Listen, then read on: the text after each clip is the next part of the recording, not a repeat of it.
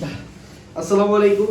So আমরা অনেকে আছে যারা ইনকিউবেটর ব্যবহার করি, কিন্তু ইনকিউবেটরে যে আমরা ডিম বসানোর পরে সঠিক তাপমাত্রা, সঠিক আর্দ্রতা, এটা কিন্তু আমরা অনেকেই আছে যারা জানি না। সো যারা জানি না তাদের উদ্দেশ্য করে আজকের এই ভিডিওটা। সো আসলে ইনকিউবেটরের তাপমাত্রা ও আর্দ্রতা কত হবে? সো আমরা যখন দেশি মুরগি অথবা কোয়েল, এই দুটোর তাপমাত্রা আর্দ্রতা কিন্তু সেম, ঠিক আছে? এই যে তাপমাত্রা মিটারটা দেখতেছেন, এটা কিন্তু তাপমাত্রা আর্দ্রতা কোয়েলের ডিমের ক্ষেত্রে পুরো সেম। সো আমাদের এই যে তাপমাত্রা দেখতেছেন 37.7, কিন্তু এটা কিন্তু আমাদের সেভ করা, যেহেতু আমাদের হ্যাচিং চলতেছে। সো এটা কিন্তু আমাদের প্রথম অবস্থায় 37.7, এটা কিন্তু তাপমাত্রা, আগেই বলিনি, এটা কিন্তু তাপমাত্রা, এটার কোনো পরিবর্তন নাই। হাঁস বলেন, মুরগি বলেন, কোয়েল পাখি বলেন, পুরোটাই সেম। আর এই যে যেটা দেখতেছেন, এই যে 65, এটা কিন্তু আপনার আর্দ্রতা, ঠিক আছে? এটা কিন্তু আমাদের পরিবর্তন করতে হয় যে আমাদের দিনক্ষণ বুঝে, ঠিক আছে? সো কোয়েল পাখির ডিমের ক্ষেত্রে আমরা প্রথম 14 দিন আমরা রাখবো, এখানে আর্দ্রতা রাখবো 60°। মুরগির ক্ষেত্রেও 60°, কিন্তু মুরগিটা হচ্ছে কি 18 দিন পরে হ্যাচিং এ যায়, কোয়েল পাখিটা 14 দিন পরে হ্যাচিং এ যায়।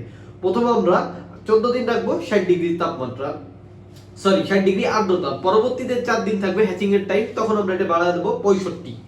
কোয়েলের ডিমে 65 থেকে 70 এর মাঝামাঝি আমরা আর্দ্রতা লাস্ট 4 দিন, অর্থাৎ 14 দিনের পরে যে 18 দিন থাকবে, ওই 18 দিনে আমরা 70°, 65 থেকে 70° দিব।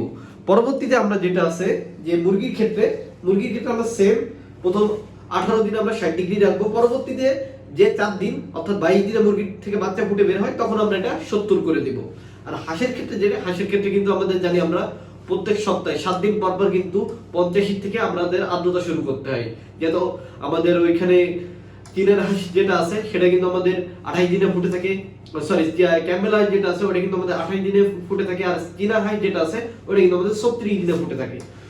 সো সেই ক্ষেত্রে কিন্তু আমরা 50 থেকে পার ডে 7 দিন পর পর 5 করে আর্দ্রতা বাড়িয়ে দেবো। তাপমাত্রা কিন্তু সেম, তাপমাত্রা কোনো পরিবর্তন নাই। সো আশা করি সকলে বুঝতে পারছেন। সো তাপমাত্রা ও আর্দ্রতা নিয়ে যদি আরো কারো কোনো ধরনের সমস্যা থেকে থাকে, সো সকলে কমেন্ট করে জানাবেন, ইনশাআল্লাহ সকলে উত্তর দেওয়ার চেষ্টা করবো। সো ভালো থাকবেন সবাই, আসসালামু আলাইকুম।